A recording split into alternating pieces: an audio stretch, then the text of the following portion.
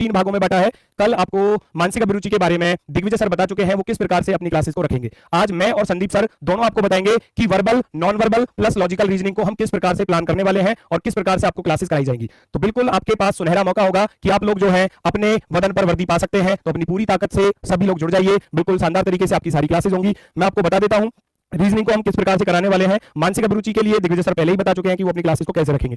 मैं सबसे पहले बताता हूं जो चैप्टर मेरे पास है मैं उनको बताऊंगा और एग्जाम में उनका वेटेज क्या रहा है, किस प्रकार के क्वेश्चन एग्जाम में पूछे गए हैं, मैं वो भी आपको साथ के साथ बताऊंगा।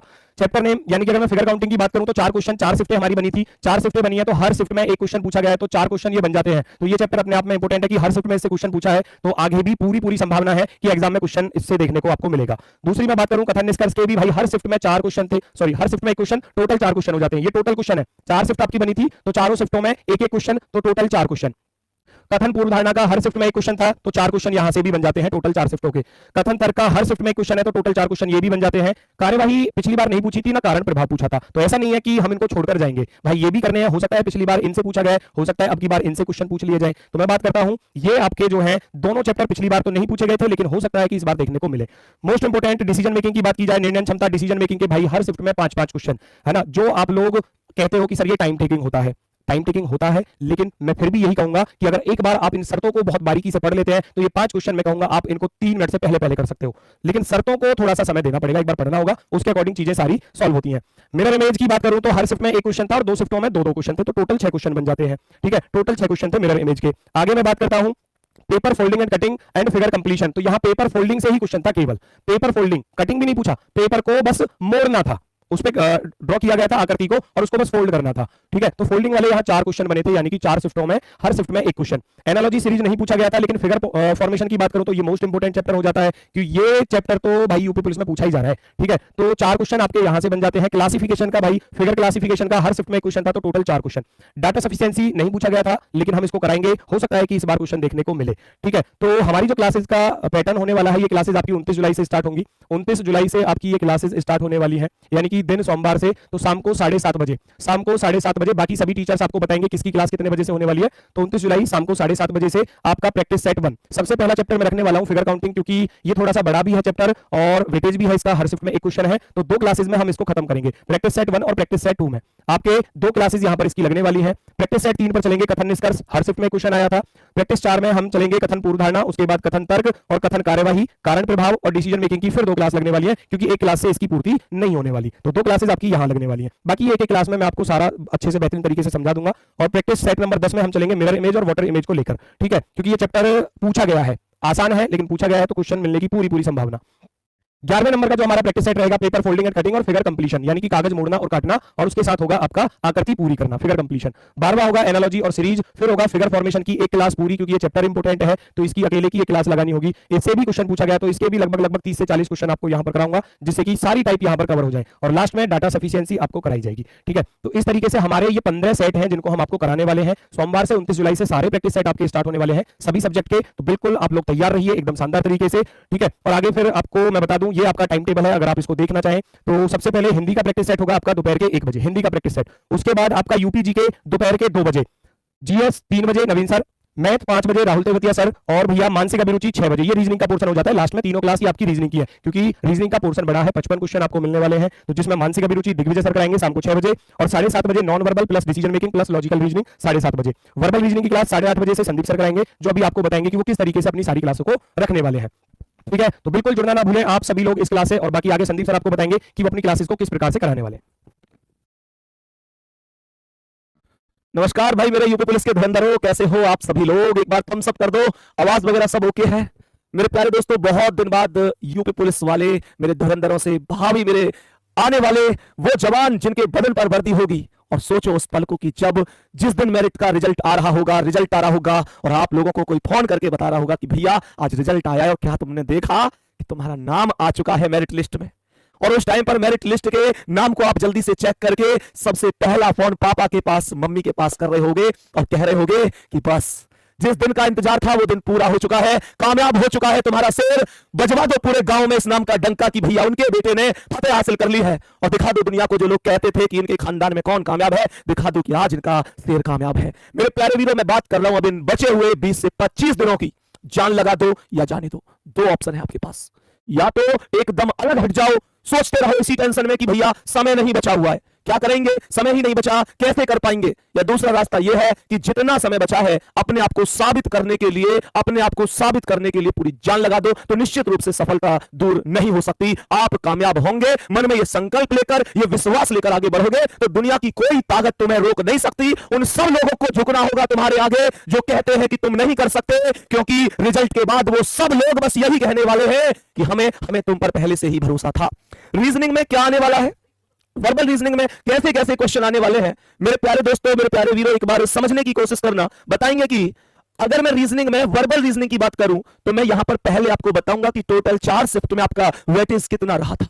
मेरे प्यारे दोस्तों, टोटल 4 शिफ्ट आपकी हुई थी, आप लोग भी जानते हैं एग्जाम कैंसिल हो गया, उसके बाद री एग्जाम की डेट आती है, हमारी तैयारी लगातार चल रही है। मेरे प्यारे दोस्तों, उसी प्रकार संदर्भ में मैं आपको टॉपिक बताता हूं। तो वेन डायग्राम से सब देखो, यहां इस कॉलम में आपको 17 फरवरी की फर्स्ट शिफ्ट दिखेगी, यहां 17 फरवरी की सेकंड शिफ्ट दिखेगी, ये 18 फरवरी की फर्स्ट शिफ्ट और ये सेकंड शिफ्ट दिखेगी। तो यहां पर सबसे पहले इस चीज को समझो कि जहां तक मैं अनुमान लगा पाया हूं, मैंने इस अनुमान को लगाया कि यार इन्होंने हर एक शिफ्ट में बराबर संख्या में ही क्वेश्चन पूछे, वेटेज को एकदम इक्वल रखा है।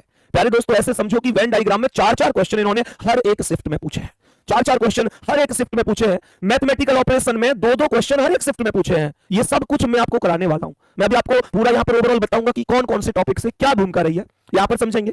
एनालॉजी से 3-3 क्वेश्चन हर एक शिफ्ट में पूछे गए। मेरे प्यारे दोस्तों, डायरेक्शन टेस्ट से 2-2 क्वेश्चन पूछे गए। अरे थम्स अप करते चलो, ये पेपर तुमने भी तो दिया था, थम्स अप करते चलो कि हाँ भैया पूछे गए थे और पूछे जाएंगे और हम करेंगे, पेपर भी देंगे, सिलेक्शन भी लेंगे। और जो कहते हैं नहीं कर पाएगा, सबसे पहले मिठाई का डिब्बा उसके ही घर भिजवाएंगे। अब समझो, वर्ड फॉर्मेशन से 2-2 क्वेश्चन पूछे गए, नंबर सीरीज से या अल्फाबेट सबको मिलाकर 3-3 क्वेश्चन हर एक शिफ्ट में, क्लासिफिकेशन से 1-1 क्वेश्चन पूछा गया था। मेरे प्यारे वीरों, अगर मैं इससे भी आगे बढ़ता हूं तो यहां पर कोडिंग डिकोडिंग से 1-1 क्वेश्चन पूछा गया। अब ध्यान से समझना, कोडिंग डिकोडिंग जैसे टॉपिक से 1-1 क्वेश्चन पूछा गया, तो यह जरूरी नहीं है कि अब आप लोग यही मानकर बैठे रहें कि एक ही पूछा जाएगा, ये तो पिछला है, हो सकता है कि ये चीजें ऊपर नीचे होती रहे। सही है मेरे प्यारे वीरों, ब्लड रिलेशन से 2-2 क्वेश्चन हर एक शिफ्ट में पूछे गए हैं। अल्फाबेट टेस्ट से 1-1 क्वेश्चन पूछा गया हर एक शिफ्ट में, 1-1 क्वेश्चन। क्लॉक से पूछा गया 1-1 क्वेश्चन हर एक शिफ्ट में। रैंकिंग टेस्ट से भी 1-1 पूछा गया, जो ऑर्डर सीक्वेंस है उससे केवल एक शिफ्ट में पूछा गया यहां पर, अर्थात मैं इस शिफ्ट को कह सकता हूं 18 फरवरी की पहली शिफ्ट। ऑर्डर सीक्वेंस क्या भी है ऐसा इसमें अलग जो एक ही शिफ्ट में पूछा है, ये वो वाली स्थिति है जिसमें कहता है ना ए बी से बड़ा है, बी सी से छोटा है, ये इस टाइप का क्वेश्चन था, एक ही शिफ्ट में पूछा गया था। लॉजिकल वर्ड से, लॉजिकल सीक्वेंस ऑफ वर्ड से 2 क्वेश्चन यहां 1 पूछा है, वहां पर भी 2 क्वेश्चन पूछे। और क्यूब एंड क्यूबॉइड से, घन घनाभ से 1-1 क्वेश्चन प्रत्येक शिफ्ट में पूछा गया था। मेरे प्यारे दोस्तों, अर्थमेटिकल से क्वेश्चन पूछे गए थे, 1 यहां पूछा है। अर्थमेटिकल से जो क्वेश्चन पूछे गए थे, याद करो आज से 6 महीने वाली पहली चीज को, तो क्वेश्चन पूछे गए थे, टोकरी में कुछ फूल है, टोकरी इतनी देर में भर जाती है, तो आधी टोकरी कितनी देर में भरी होगी, है ना, पूछे गए थे कि नहीं। मेरे प्यारे वीरों, यहां से आगे बढ़ता हूं तो क्लरिकल एप्टीट्यूड से 1 क्वेश्चन पूछा गया था। इसके अलावा हमने कहा फाइंड कंडीशनल नंबर लेटर से कोई नहीं पूछा, मिसिंग नंबर से कोई नहीं, स्लॉग्स से भी कोई क्वेश्चन नहीं पूछा था। मैंने कहा कैलेंडर से भी नहीं पूछा था, डाइस से भी नहीं पूछा था। कहने का मतलब यह हुआ कि ये वो टॉपिक हैं जिनसे क्वेश्चन नहीं पूछे गए, लेकिन अगर पहले नहीं पूछे गए तो क्या अब भी नहीं पूछे जाएंगे?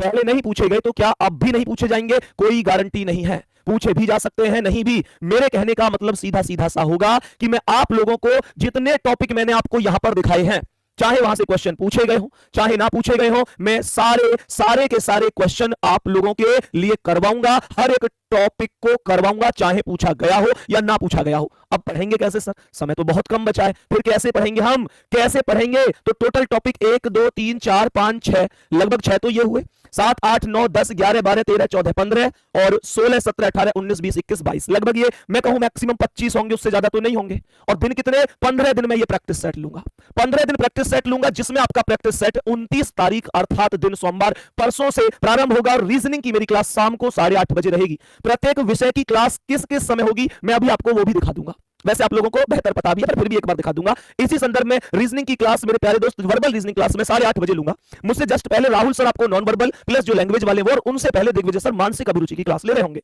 मेरे प्यारे दोस्तों, ये लगभग 25 टॉपिक बैठेंगे। मेरा टारगेट है कि मैंने आपके लिए जो प्लान बनाया वो इस प्रकार से बनाया है कि मैं आप लोगों के लिए एक दिन में 30 क्वेश्चन लाऊंगा। एक बार बताते चलना प्लान कैसा है।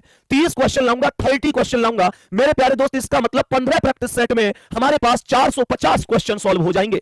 450 क्वेश्चन। इन 30 क्वेश्चन में क्या होगा? अगर टॉपिक मुझे लगता है कि हां इतना छोटा है कि 15 क्वेश्चन में आप लोगों को समझाया जा सकता है, तो मैं एक दिन में 2 टॉपिक लाऊंगा। 15 क्वेश्चन एक टॉपिक से, 15 क्वेश्चन एक टॉपिक से। मतलब 15 प्लस 15 30 क्वेश्चन, 2 टॉपिक कंप्लीट। मुझे लगता है कि आज टॉपिक ऐसा है कि भैया मैक्सिमम क्वेश्चन करने की जरूरत है, या आज 1 घंटे में या मतलब ऐसे समझो भाई, जैसे मैंने 1.5 घंटे क्लास ली तो 1.5 घंटे में 2 टॉपिक हम कर रहे हैं 30 क्वेश्चन में। मुझे लगता है कि आज तो यार 1.5 घंटे एक ही टॉपिक चल पाएगा, तो कोई दिक्कत नहीं, हम उसे भी पढ़ेंगे। तो कहने का मतलब हो गया कि हम बेहतरीन तरीके से चलने वाले हैं। 30 क्वेश्चन मैं आपको प्रत्येक दिन कराने वाला हूं, और मेरे प्यारे दोस्तों 30 क्वेश्चन को एकदम डिटेल में कराऊंगा। 30 क्वेश्चन को एकदम डिटेल में। कमेंट आ रही है भैया 40 क्वेश्चन करा दो, 40 क्वेश्चन। 40 क्वेश्चन चाहते हो क्या? जल्दी से बोलो, 40 क्वेश्चन चाहते हो क्या तुम मुझसे?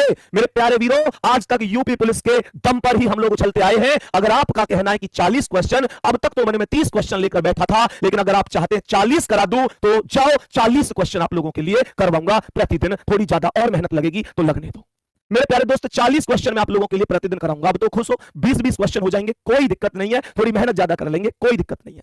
बाकी मेरे प्यारे दोस्तों, आप लोग ऐसे समझो कि ये हमारा पूरा टाइम टेबल होगा, आप सभी लोग स्क्रीनशॉट ले लेंगे। बाकी ज्यादातर लोगों को इस चीज के बारे में पहले से पता भी है, और मॉक टेस्ट का ध्यान रखना है। मॉक टेस्ट बहुत इंपॉर्टेंट भूमिका निभाता है हमारे सिलेक्शन में। मेरे प्यारे दोस्तों 29 जुलाई 2024 से ये शुरू हो रहे हैं, मंडे टू सैटरडे, यानी सोमवार से शनिवार तक मॉक टेस्ट चलेगा। तुम सब करो, मॉक टेस्ट दोगे कि नहीं? टेस्ट से डरना नहीं है, टेस्ट से ही सिलेक्शन होगा। वास्तविकता यह है, जो असली डर वहां पैदा होगा उस टेस्ट में, वो सब डर निकल जाएगा इस मॉक टेस्ट में। तो अपना डर निकालना है, अपनी स्पीड बढ़ानी है, अपने आप को समझना है, कहां गलती कर रही है उसमें सुधार करना है, कौन सा टॉपिक कमजोर है उस पर वर्क करना है। आदमी वही कामयाब है जो अपनी गलतियों को पकड़े, उनमें सुधार करे और फिर दोबारा ना दोहराए। मेरे प्यारे दोस्तों, तुम्हारे गिरने में तुम्हारी हार नहीं है, लेकिन ध्यान रखना, गिरने के बाद अगर तुमने कह दिया कि अब उठा नहीं जाता तो तुम्हारी हार है।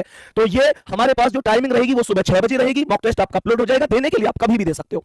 मंडे को हिंदी और रीजनिंग का मॉक टेस्ट होगा, और ट्यूसडे को होगा मेरे प्यारे दोस्त जीएस प्लस मैथ का यहां पर होगा, और ये मिनी मॉक अल्टरनेट डेज पर होंगे। कहने का मतलब आप समझे कि जो सोमवार को हुआ हिंदी और रीजनिंग, तो मंगलवार को हुआ जीएस मैथ, उसके अगले दिन फिर हिंदी रीजनिंग, उससे अगले दिन फिर जीएस मैथ, फिर हिंदी रीजनिंग, फिर जीएस मैथ, इस तरीके से चलेगा।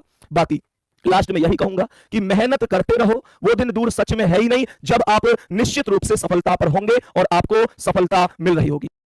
ठीक है, तो मेहनत करते रहो। जितना समय बचा है, इस चीज का रोना छोड़ो कि समय कम मिला है। मेरे प्यारे दोस्तों, जितना समय तुमको मिला है उतना ही समय सबको मिला है। जितना समय तुमको मिला है उतना ही समय मिला है। तुम अपने आप में वो तूफान हो जो बस अपने आप को पहचानो। दुनिया की कोई ताकत नहीं है जो तुमको झुका सके। बस अपने अंदर से हिम्मत मत हारना। तुम वो शेर हो, मैं अच्छी तरह से जानता हूं, जो ठान लोगे तो करके दिखाओगे।